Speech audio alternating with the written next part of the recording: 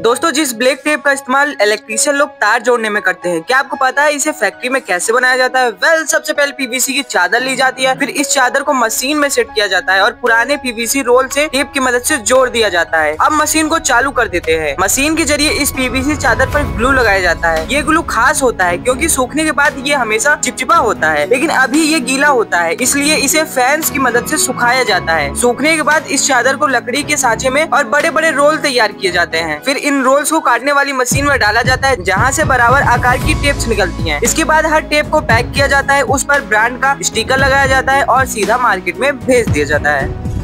दोस्तों हमारी रोज इस्तेमाल होने वाली कॉपी आखिर फैक्ट्री में कैसे बनाई जाती है? वेल, सबसे पहले बड़े बड़े सफेद कागज के रोल मशीन में लगाए जाते हैं। फिर इन मशीन में डाला जाता है काला इंक, जिसे प्रिंटिंग एलिमेंट की मदद से कागजों पर लाइन खींची जाती है। इसके बाद इन कागजों को काटकर बराबर आकार की शीट्स बनाई जाती हैं। अब इन शीट्स को गिनकर अरेंज किया जाता है और उन पर कवर चढ़ा दिया जाता है। फिर एक हैवी स्टेपल मशीन से सारे पन्नों को मजबूती से जोड़ दिया जाता है। आखिर में साइड के एक्स्ट्रा हिस्से को काट कर कॉपी को परफेक्ट शेप दी जाती है और इस तरह होती है एक नई कॉपी तैयार।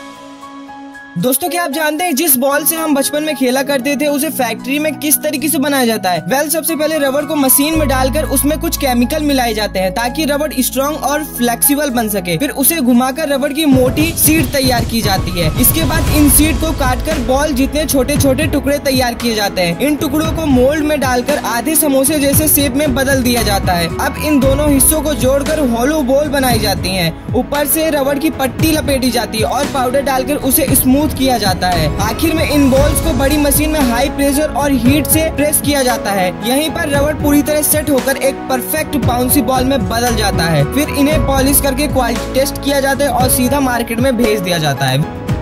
दोस्तों क्या आपने कभी सोचा है कि माचिस की तिल्ली कैसे बनाई जाती है? वेल, सबसे पहले खास तरह की लकड़ियों को चुना जाता है और उनके ऊपर से छाल को हटा दिया जाता है। इसके बाद मशीनों के जरिए इन लकड़ियों की पतली शीट्स बनाई जाती हैं। फिर इन शीट्स को काटकर छोटे छोटे टुकड़ों में बदल दिया जाता है, जो बिल्कुल माचिस के तिल्ली के साइज के होते हैं। इसके बाद इन तिल्लियों को कुछ देर तक धूप में सुखाया जाता है ताकि इनमें से नमी निकल जाए। अब शुरू होता है इसका असली प्रोसेस। इन तिल्लियों के सिरों पर बारूद जैसा पेस्ट लगाया जाता है, जिससे ये आसानी से जल जाती है। लास्ट में तैयार की गई तिल्लियों को मशीनों की मदद से डिब्बी के अंदर पैक कर दिया जाता है और सीधा मार्केट में भेज दिया जाता है। आपने कभी सोचा है कि जिस चौक से हमारे टीचर्स बोर्ड पे लिखते हैं, असल में उसे फैक्ट्री में किस तरीके से बनाया जाता है? वेल, सबसे पहले चूने को पानी में डालकर एक लिक्विड तैयार किया जाता है व्हाइट कलर का। फिर इस लिक्विड को खास तरीके के सांचों में डाला जाता है और अच्छे से दबाया जाता है ताकि कोई भी जगह खाली न बचे। अब इन चौक को सूखने के लिए छोड़ दिया जाता है। जब चौक सख्त हो जाती है तो सांचे को उल्टा करके उसे बाहर निकाला जाता है। लेकिन ये प्रोसेस यहीं खत्म नहीं होता। चौक को दोबारा धूप में सुखाया जाता है ताकि वो पूरी तरीके से मजबूत और इस्तेमाल करने लायक बन सके। फिर इसकी पैकेजिंग होती है और सीधा मार्केट में भेज दिया जाता है। वेल दोस्तों, वीडियो अच्छा लगे तो वीडियो को लाइक करें और चैनल को सब्सक्राइब